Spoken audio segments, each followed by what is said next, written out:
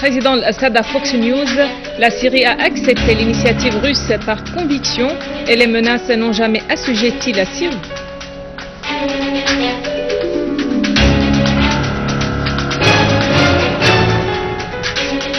Le président al-Assad affirme « Nous avons soutenu dès le début la conférence de Genève et ce sont les États-Unis qui ont mis les obstacles. »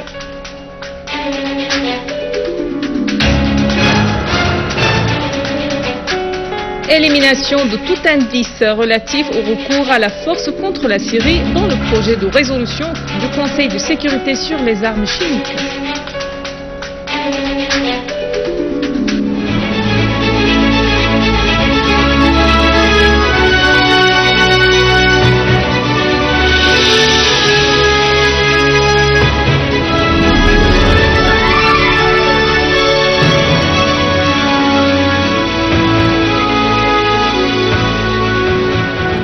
Mesdames et messieurs, bonjour et merci d'être avec nous.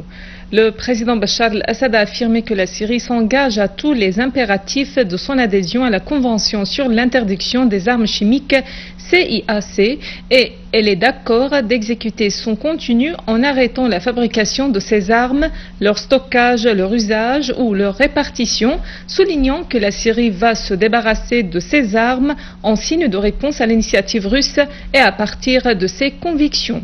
Dans une interview qu'il a accordée à la chaîne américaine Fox News, le président al-Assad a indiqué que la direction syrienne prend en compte la confiance que lui avait accordée le peuple syrien, assurant que toute action diplomatique vis-à-vis du règlement de la crise en Syrie sans le rétablissement de la stabilité et la liquidation des terroristes sera une illusion. Or, toute action diplomatique doit commencer par l'arrêt de l'afflux, de l'armement et du financement des terroristes, a dit le président al-Assad. Quant à l'admission de la Syrie de cette convention, le président al-Assad a dit « Nous ne l'avons pas admise actuellement, mais depuis 10 ans, en 2003, où la Syrie était membre non permanent du Conseil de sécurité, la Syrie avait avancé une suggestion aux Nations Unies sur la création d'un Moyen-Orient dépourvu de toutes les armes de destruction massive. Mais les États-Unis s'y étaient opposés.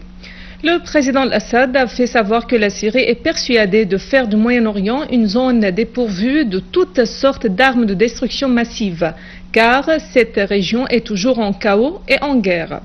À propos du rapport de l'ONU sur une attaque aux armes chimiques le mois dernier dans la banlieue de Damas et sur les preuves flagrantes et convaincantes sur le fait que le gaz sarin a été utilisé, le président al-Assad a affirmé que nous n'avons reçu aucun rapport officiel.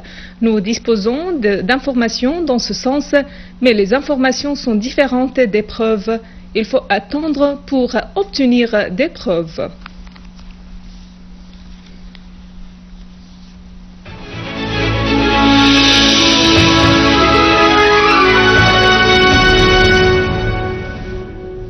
Une source aux Nations Unies a annoncé que toutes les références à des sanctions directes ou à l'usage de la force contre la Syrie ont été retirées du texte de projet de résolution sur les armes chimiques en Syrie. La même source a souligné que les experts prévoient de voter ce projet de résolution présenté par les États-Unis, la Grande-Bretagne et la France au cours de la deuxième réunion des 5 principaux membres permanents du Conseil de sécurité. Ceci signifie que les réunions de consultations se poursuivront jusqu'à ce qu'on parvienne à une formule de compromis acceptable par toutes les parties. Il est à noter que la première réunion entre les représentants de la Chine, de la Grande-Bretagne, de la Russie, des États-Unis et de la France a été tenue à New York.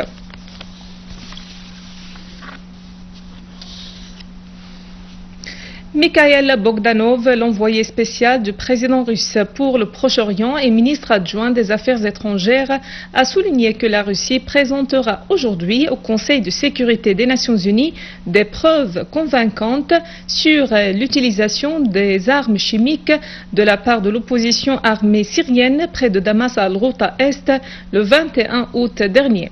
Bogdanov a affirmé aux journalistes lors d'une conférence de presse que la Russie n'exclut d'autres visites qui seront effectuées plus tard à Damas pour tenir des consultations avec les dirigeants syriens sur les divers aspects de la crise en Syrie, en mettant l'accent sur la nécessité de lancer un processus politique pour résoudre les problèmes humanitaires.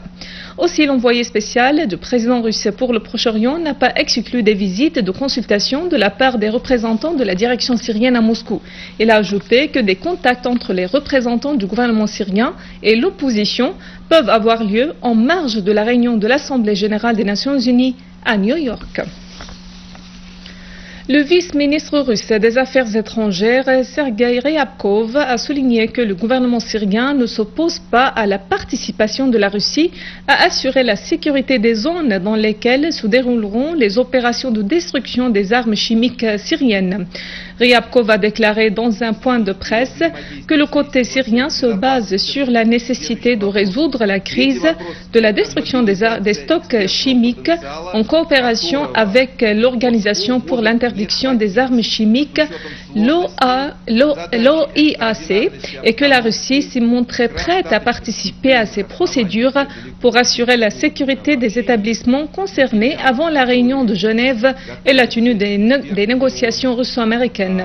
Citant des sources militaires, le quotidien russe Kommersant rapporte que des militaires de plusieurs pays aideront les experts de l'OIAC dans le but de transférer des stocks d'armes chimiques de la Syrie et de les détruire.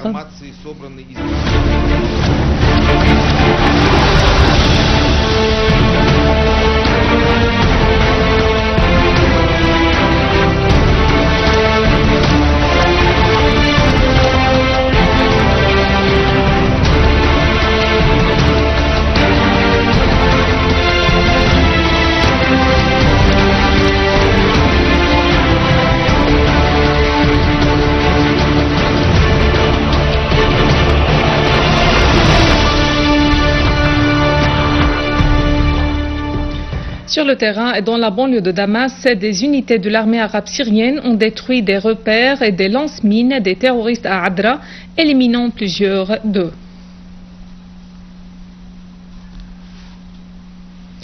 Dix citoyens sont tombés en martyrs alors que d'autres ont été blessés du fait de la déflagration d'une charge explosive et la chute d'une roquette tirée par des terroristes à proximité du carrefour du village de Rafi'in sur la route de Homs-Moussiaf lors du passage d'un autobus.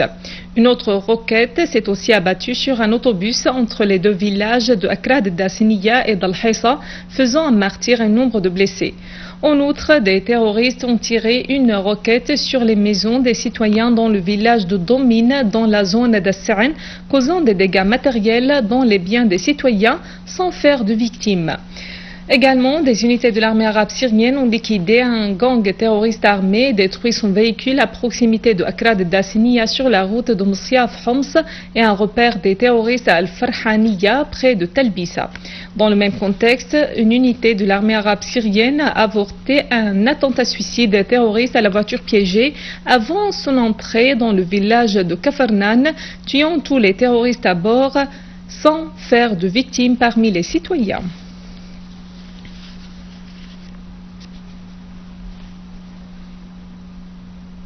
À Deir Zor, des unités de l'armée arabe syrienne se sont accrochées avec des gangs terroristes armés dans les zones d'Al-Urfi, Al-Jbele et dans la rue de Sinama Fouad, abattant et blessant plusieurs terroristes, dont Ashraf Mansour, Abdelhamid Warda, Mahmoud Brak, Youssef Mahmoud et Mohamed Al-Alawi.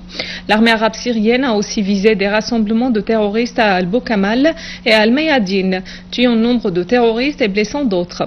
Parmi les terroristes tués figuraient Mouaz Younes, chef d'un gang du front Al-Nusra, Ramez Kardouche, Tariq Al-Haj et Mohamed Turki. À Alep et sa banlieue, des unités des forces armées ont visé des rassemblements de terroristes dans plusieurs villages dans la campagne sud d'Alep et dans les régions de Khan el-Assal et près de la prison centrale et de l'hôpital Al-Kindi. Des forces armées ont également détruit plusieurs voitures conduites par des terroristes et chargées d'armes et de munitions sur la route Hassan Bnan dans la banlieue sud d'Alep. Un lance-roquettes et des lance-missiles ont été également détruits dans le village de Koueres Rasm El Aboud et Al Jdeida. D'ailleurs, des forces armées ont mis en échec une tentative terroriste de faire accès au parking de l'hôpital Al-Kindi, de la caserne Hanano et de la mosquée Al-Khadr dans le quartier de Salah ad-Din. Un véhicule doté de mitrailleuses Douchka a été détruit et tous les assaillants à bord ont été tués ou blessés. En Irak, la traque des terroristes du réseau Al-Qaïda et des groupes terroristes armés se poursuit près des frontières syro-irakiennes et dans les gouvernorats tendus. Dans une opération des forces irakiennes dans la région de Jerf al-Sakhr, dans le gouvernorat de Babylone, 35 terroristes ont été arrêtés, dont le soi-disant émir du sud de l'État islamique en Irak et dans le pays du Levant. D'ailleurs, l'émir du réseau d'Al-Qaïda à Mossoul a été tué dans une opération d'une unité des forces de l'infanterie irakienne. Et dans la région de Tel Afar, près des frontières syro-irakiennes, 120 roquettes anti-avions ont été saisies alors que les forces de la steppe ont arrêté 5 contrebandiers au nord du point de passage d'Al-Walid au moment où ils tentaient de faire passer illégalement 4 camions chargés de matières diversifiées aux terroristes armés en Syrie. Avant de clore ce journal, un rappel des principaux titres. Le président Al-Assad a Fox News. La Syrie a accepté l'initiative russe par conviction et les menaces n'ont jamais assujetti la Syrie.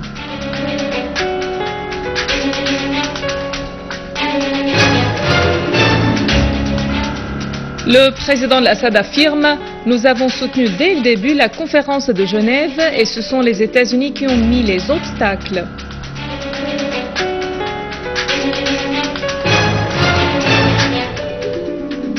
Élimination de tout indice relatif au recours à la force contre la Syrie dans le projet de résolution du Conseil de sécurité sur les armes chimiques. Mesdames et messieurs, c'est la fin de notre édition. Pour la revoir, visitez notre site web syriaonline.sy. Merci à vous, merci à toute l'équipe de rédaction et de technique. Au revoir.